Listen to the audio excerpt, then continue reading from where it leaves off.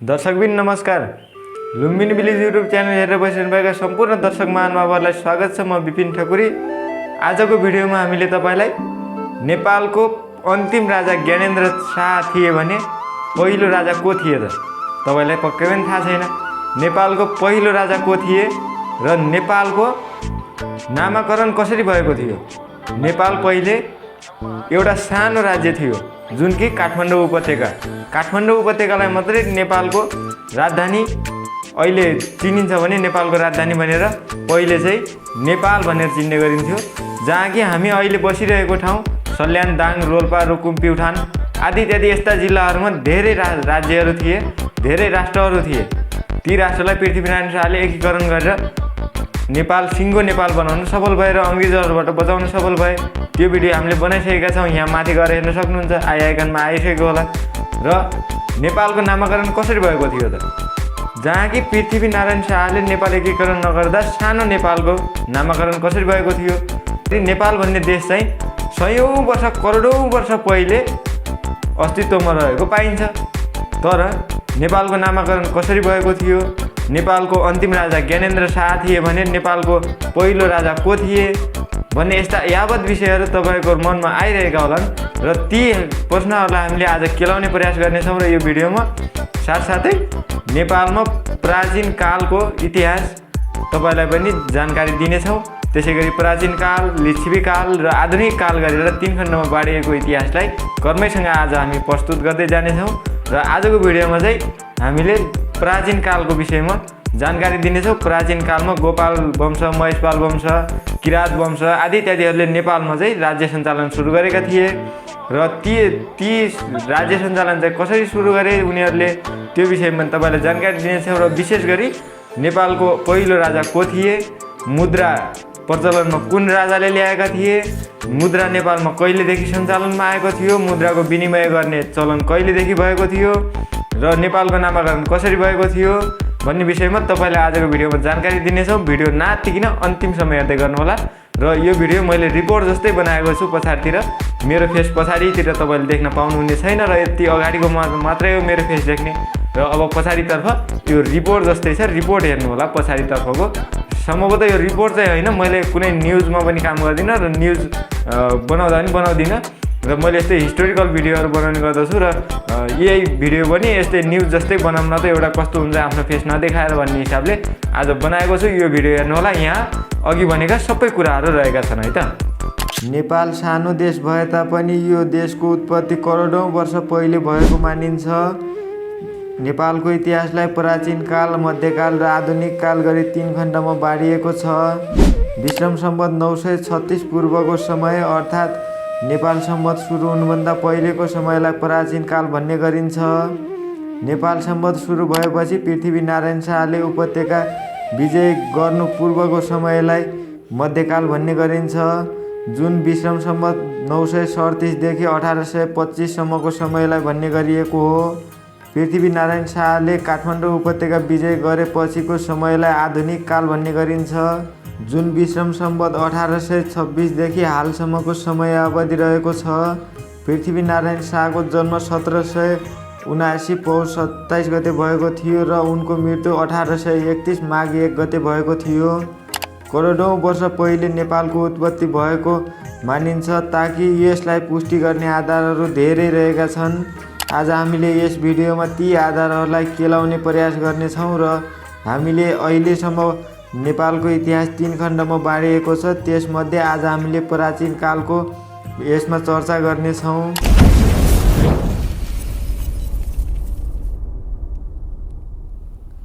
नेपालको प्राचीन इतिहास कस्तो थियो त? नेपाल निकै प्राचीन कालदेखि अस्तित्वमा रहेको भूमि हो। विभिन्न धार्मिक तथा पौराणिक ग्रन्थहरूमा नेपाल भूमिलाई कैयौँ देवता र ऋषिमुनिहरूले तपस्या गरेको र एक पुण्य भूमिका रूपमा वर्णन गरिएको छ। ती ग्रन्थहरूमा वर्णित प्रसङ्गका आधारमा यस भूमिको सत्ययुगसम्मको इतिहास भेटिन्छ। त्यस युगमा नेपाल भूमिलाई सत्यवती, द्वापर युगमा मुक्तिसोपन र त्रेता युगमा तपोवन भन्ने गरिन्थ्यो। पुराण र धार्मिक ग्रन्थहरू सत्ययुगसम्मको मात्रै भेटिए तापनि भौगोलिक तथ्यका आधारमा नेपाल बितेको करोडौँ वर्ष पहिले यता अस्तित्वमा रहेको पुष्टि हुन्छ। करिब 13 करोड वर्ष पहिले नेपाल रहेको ठाउँमा 33 नामको समुद्र थियो। पृथ्वीको आन्तरिक हलचलका कारण दक्षिणी भाग उत्तरीतर्फ धकेलिँदै जाँदा 33 नामको समुद्रको पिँध माथि उठ्न गई नेपालको उत्पत्ति भएको तथ्य भूगर्भविदहरूले पनि प्रमाणित गरिसकेका छन्। समुद्रको पिँधमा पाइने जीवको अवशेष शालिग्राम नेपालमा पाइनुले पनि यो कुरालाई पुष्टि गर्दछ। यसबाहेक करिब 1 करोड 50 लाख वर्ष पहिले मानव प्रजाति रामापिथेकसको हड्डी बुटोलमा भेटिनुले पनि नेपाल करोडौँ वर्ष पहिलेदेखि अस्तित्वमा रहेको र यहाँ मानव बसोबास रहेको कुरा पनि प्रमाणित हुन्छ। काठमाडौँ उपत्यका पनि हजारौँ वर्ष पहिले ताल सुकेर निर्माण भएको भन्ने कुरा पुष्टि भइसकेको छ। ताल पुरिएपछि त्यस ठाउँमा घाँस उम्रिएको र प्रशस्त चरण क्षेत्र भएका कारणले कृषि तथा पशुपालन गर्ने युगमा आएर अन्यत्रबाट मानिसहरू आई बसोबास गरिएको हो भन्ने पुष्टि भइसकेको छ। स्वयम्भू पुराणमा वर्णित प्रसङ्गका अनुसार पौराणिक कालमा काठमाडौँ उपत्यका पानीले भरिएको दह थियो। करिब 3000 वर्ष पहिले चीनबाट स्वयम्भूको दर्शन गर्न आएका बोधसत्व मञ्जुश्रीले चोभारको डाँडा काटेर पानीको निकास बनाई त्यस ठाउँमा बस्ती बसालेका थिए।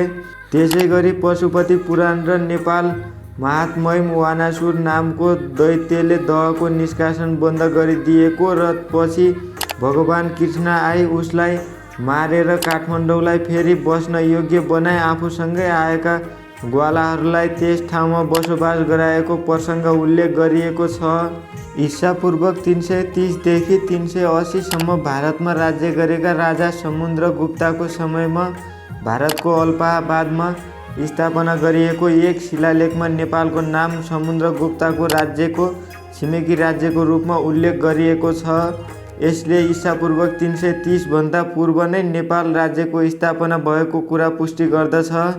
त्यसै गरी विक्रम सम्वत 569 को नेपालकै टिस्टुङको शिलालेखमा नेपाल शब्दको उल्लेख गरिएको छ। यसबाट विक्रम सम्वत 569 भन्दा कयौँ वर्ष पहिले नेपालको उत्पत्ति भएको भन्ने अनुमान लगाउन सकिन्छ। त्यसो भए नेपालको नामाकरण कसरी भयो त?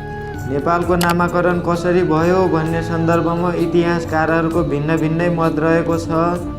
कुनै इतिहासकारहरू विभिन्न भाषामा नेपाल शब्दले सङ्केत गर्ने अर्थका आधारमा काठमाडौँ उपत्यकालाई नेपाल भन्न थालिएको हो भन्ने मान्यता राख्दछन्। उनीहरूको भनाइअनुसार निम्न भाषामा नेपाल शब्दले सङ्केत गर्ने निम्न अर्थका कारण सुरुमा काठमाडौँ उपत्यकालाई नेपाल भन्न थालिएको एकीकरणपछि सिङ्गो देशको नाम नै नेपाल रहन गएको हो भन्ने मत राख्दछन्। किराँती भाषामा, नेवारी भाषामा, तिब्बती भाषामा, लिम्बुवान भाषामा, संस्कृत भाषामा, तामाङी भाषामा, लेप्चा भाषामा विभिन्न इतिहासकारहरूले विभिन्न मत राख्दै नेपालको नामाकरण यसरी भएको थियो भन्ने सन्दर्भ उल्लेख गरेका छन्।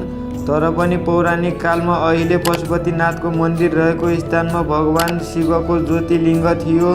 एकजना ने नाम गरेका ऋषि मुनिले त्यस ज्योतिलिङ्गको पूजा र रक्षा गरेर बसेका थिए। त्यस क्रममा उनले त्यस स्थानका मानिसहरूको समेत रक्षा र पालन पोषण गर्थे। यसरी ने नामका ऋषि मुनिले पालन पोषण गरेकाले त्यस ठाउँको नाम नेपाल रहन गएको हो भन्ने प्रसङ्ग पशुपति पुराणमा उल्लेख गरिएको छ। नेपालको प्राचीन शासन व्यवस्था कस्तो थियो त? नेपालको इतिहासमा विक्रम सम्वत 936 भन्दा पहिलेको समयलाई प्राचीन काल भन्ने गरिन्छ।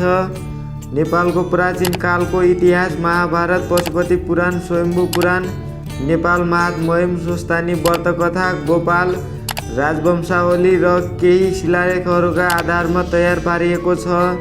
यी ग्रन्थहरूमा वर्णित प्रसङ्गहरूबाट प्राचीन कालमा नेपालमा 3 वटा राज्य अस्तित्वमा रहेको पाइन्छ। तीमध्ये काठमाडौँ उपत्यकाबाट शासित वर्तमान नेपालको मध्यभागमा अवस्थित राज्यलाई नेपाल भन्ने गरिन्थ्यो। नेपाल क्षेत्र बाहिर वर्तमान मधेस क्षेत्र र उत्तरी भारतको ठुलो भूभाग समेटेर मिथिला राज्य भन्ने गरिन्थ्यो। पश्चिम तराईतर्फ लुम्बिनी र कपिलवस्तु सहित वर्तमान भारतको बिहार राज्य अन्तर्गत ठुल्ठुला भूभागहरू समेटेर कपिलवस्तु राज्य भन्ने गरिन्थ्यो। कालान्तरमा काठमाडौँ उपत्यका बाहिरका दुई राज्यहरू विलय भएर नेपाल भनिने उपत्यकाको साम्राज्य विस्तार हुँदै जाँदा वर्तमान नेपालको राज्य निर्माण हुन पुगेको थियो। प्राचीन नेपाल राज्यमा गोपाल, महिषपाल, किरात, सोमपाल र लिच्छवी वंशका राजाहरूले राज्य गरेका थिए।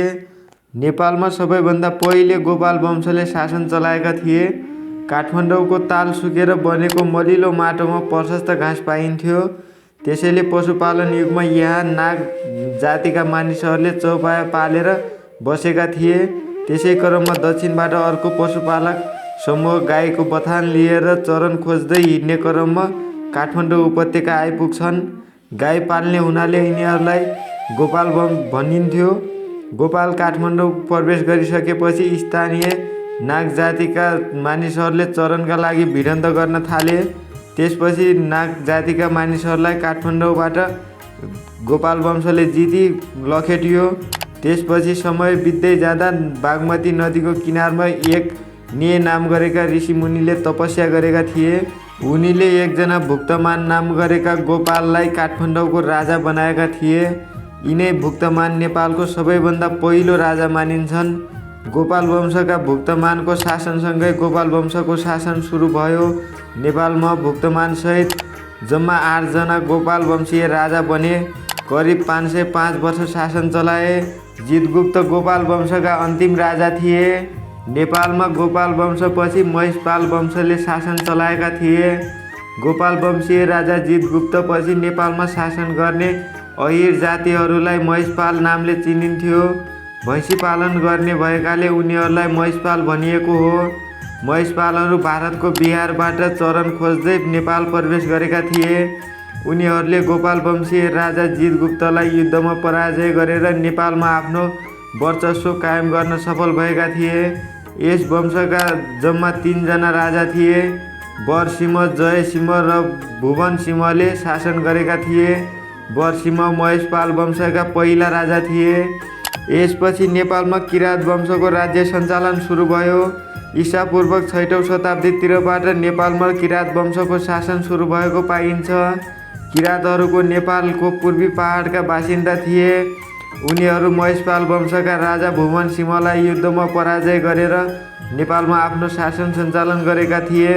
यसरी स्थापित राज्य विरुद्ध सैन्य आक्रमण गरेका किरातीहरूको पूर्वी नेपालमा छुट्टै राज्य भएको र यसका एक शासक यलम्बरले राज्य विस्तारका क्रममा काठमाडौँ उपत्यका आक्रमण गरेको हुनुपर्दछ। राजा यलम्बरको राज्य पूर्वमा दुध कोशीसम्म विस्तार भएको थियो भने पौराणिक ग्रन्थहरूले पनि यही कुरालाई पुष्टि गर्दछ। यलम्बर किरात वंशका संस्थापक थिए। उनी समेत यस वंशका जम्मा 32 जना किरातीहरूले नेपालमा करिब 1500 वर्ष राज्य सञ्चालन गरे। यस वंशका 28औं राजा पटुका थिए। उनको पालादेखि किराती राज्यमा सोमवंशीय राजाहरूको आक्रमण भयो। पटक पटकको आक्रमणपछि किरातीहरू कमजोर हुँदै गए र गस्ती नामका एकजना राजाको पालामा सोमवंशीयहरूले किरातहरूलाई राज्यमा पराजय गर्दै नेपालमा किराती शासनको अन्त्य गरे। गस्ती यस वंशका अन्तिम राजा थिए। ऐतिहासिक तथा प्रमाणका आधारमा किरात पूर्वका गोपाल र महिषपालको सामाजिक, राजनीतिक, आर्थिक अवस्थाको बारेमा खासै अध्ययन र खोज अनुसन्धान भएको पाइँदैन। पुराणहरूमा वर्णित प्रसङ्गका आधारमा गोपालहरू भगवान कृष्णसँगै नेपाल प्रवेश गरेकाले उनीहरूले हिन्दू धर्म मान्थे भन्न सकिन्छ। त्यसै गरी जीविकाका लागि गोपालहरूले गाई पालन र महिषपालहरूले भैँसी पालन गर्थे। किरातकालीन नेपाली समाज पितृसत्तात्मक थियो। त्यति बेलाको समाजमा विभिन्न जात जातिका मानिसहरूको बसोबास रहेको थियो। किरातीहरूकै समयमा विभिन्न जात जातिहरू नेपाल प्रवेश गरेका थिए। लिच्छवी, कोली, मल्ल, शाक्य जस्ता नेपाल आए। किरात वंशहरूले हिन्दू धर्म मान्ने गर्थे। तत्कालीन नेपालको आर्थिक अवस्था मजबुत थियो।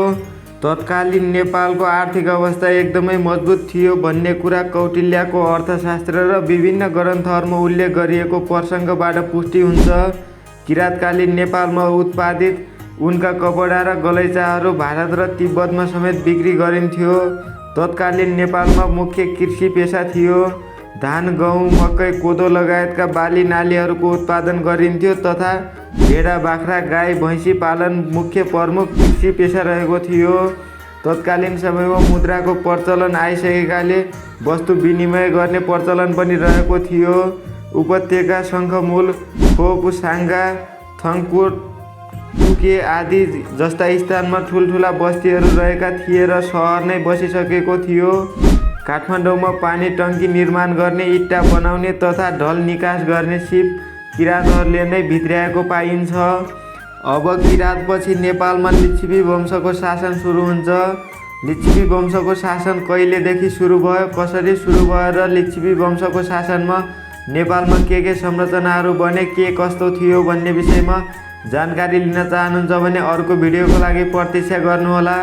र यो भिडियो मन परेको भए हाम्रो च्यानल लुम्बिनी विलेजलाई सब्सक्राइब गरेर साथैमा रहेको बेल आइकनलाई अल प्रेस गरी हामीसँगै जोडिनुहोला। र आगामी दिनमा फेरि लिच्छवी वंशको भिडियो ल्याएर उपस्थित हुने नै छौँ। त्यस भिडियोको लागि प्रतीक्षा गर्नुहोला भन्दै म विपिन ठकुरी बिदा हुन चाहन्छु। नमस्ते।